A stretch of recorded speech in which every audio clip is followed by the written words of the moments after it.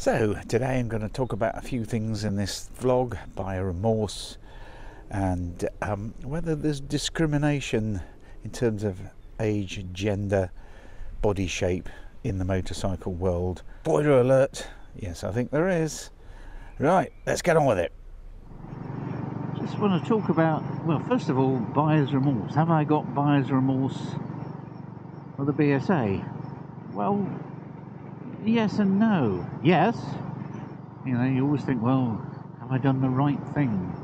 You know, should I have stuck with what I got? And it certainly was a lot of feedback from one of my videos. I'll put a link up. There's also lots of other bikes out there, but certainly financially I'm not in a situation to change. So in actual fact, even if I wanted to, I couldn't.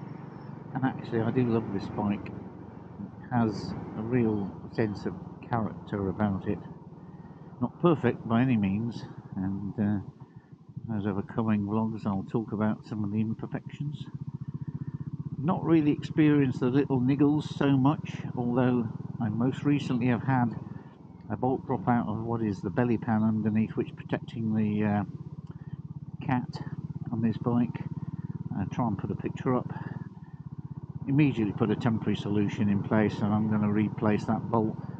Won't bother going to the dealer because it's just not worth it. So none of the cutting out, none of the engine management lights, although it's possible I might have one or two cutouts. Don't know. Well, it might have just been me stalling it because I'm a numpty. The great thing about this bike, especially with the battle out for me, is the sound of the exhaust as you put a bit of throttle on coming out of a corner.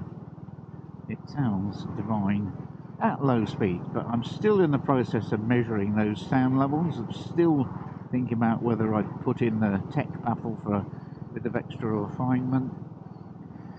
So, buyer's remorse. Generally no, but every now and then when you see a beautiful bike, you think, oh, I'd love to have that. And I think that's where it gets us bikers. We get the perfect bike, we love it, and then we see something that's theoretically even better. We sell the perfect bike, get the even more perfect bike, and then the same thing happens again and again and again. And I know there are some people who keep bikes forever, and there's some people who go, well, I just got another bike. Well, I'm not in that financial situation, and even if I was, I wouldn't have somewhere to store it. So there are limitations. And today is one of the rare days when we've got good enough weather for me to have a relatively long ride. So this is just part of it. So, buyer's remorse, overall, no. Right, next subject, gender, age, body shape discrimination. And yes, I think there is plenty of this. There's also some other things in biking which I find a bit uncomfortable in terms of values. I think I was brought up on Easy Rider, where you'd expect everybody to be kind of left to centre and very counterculture. In actual fact, a lot of biking is made up of very rigid, hierarchical and definitely patriarchal structures. So even if they're not actually backbench clubs, there does always seem to be a main man, and it is generally a man. Now there may be female-led clubs around you, and if you're in one or know of one, do let me know. I'll give you a shout out, because I think there needs to be more women involved at a kind of senior level in biking. I think it's encouraging that you are getting more women overall, but still far fewer women. And of course therein lies one of the issues with attracting women, is an awful lot of bikes are made for tall people, bluntly. For people like me who are 5'4", and that means a lot of women fall under that barrier because they're just about, you know, 3 or 4 inches shorter than men on average. Makes it more difficult for them. Of course, you can overcome that difficulty with relative ease, but it takes a bit of work, and sometimes you get a feeling that the dealers, manufacturers, oh, here comes Rishi Sunak's investment in the army, lovely. So manufacturers, dealers, distributors don't really seem to make much effort to accommodate the wide variety of body shapes, and particularly a shorter rider. I know taller riders have their own issues too, but in general you're not stopped from riding a bike simply because you're too tall. You may feel uncomfortable if you're on a Grom and you're 6'4", but in reality, you know, you can still ride most of the ADV bikes, trail bikes, you know, motocross variants, whereas I simply can't. And there are times in my life where I'd like to have had that choice, but I haven't, and so that would automatically fall, you know, for women. Many women struggle with that. So yes, I'd like to know how people have solved their particular body shape issues. Going on for gender issues, there certainly are certain male attitudes which are fairly reprehensible. You know, every time you go to a bike show, it's full of dollies modelling, draping legs over things, and I kind of thought that thing had sort of gone out long ago, but no, it hasn't, not really. And similarly in other areas too, photography is another one, with women expected to be the ornamentation. However, women do have some advantages, and certainly if you're a woman motovlogger, and if you fit some of the criteria that men may find attractive, start of a channel, I think you've got a big advantage.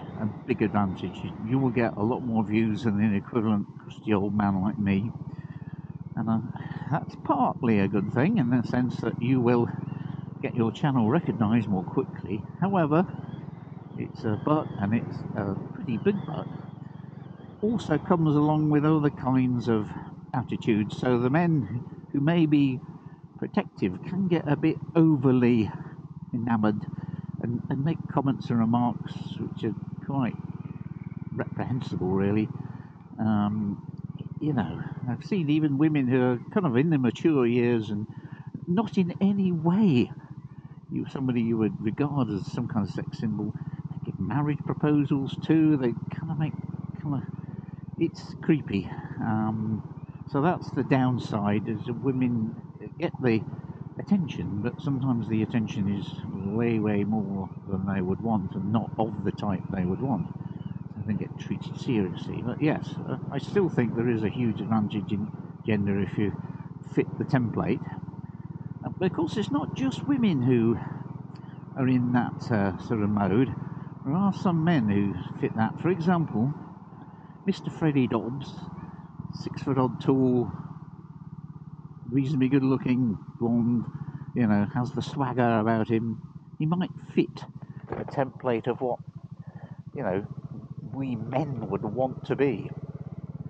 You know, not that I think I wouldn't want to be anything like Freddie, because bless you, Freddie, you're likeable, but you're an idiot. Proper idiot. But he gets away with it because his girlfriend Monica happens to be the sensible head on that particular pair of shoulders. Lucky for him.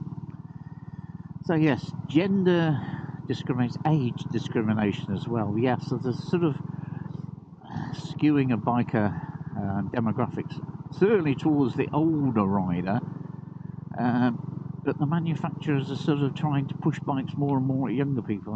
I don't know where that's going. Certainly, as an older rider, I don't really get all the modern stuff.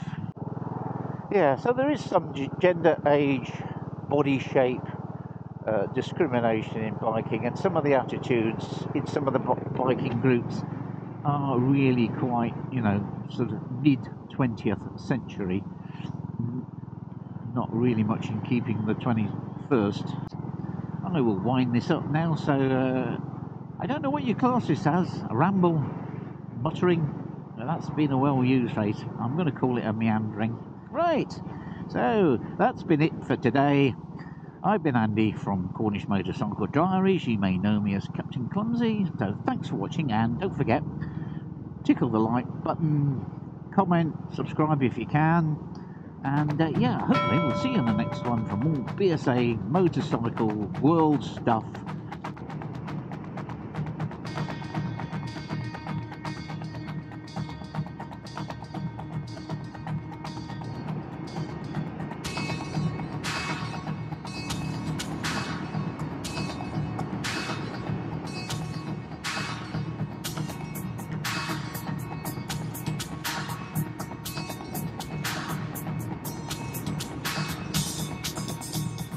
are just coming towards a hidden treasure you may not be aware of if you live anywhere else other than around here.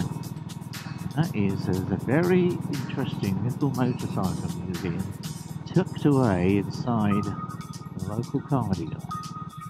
But here we are at an unlikely location for a motorcycle museum.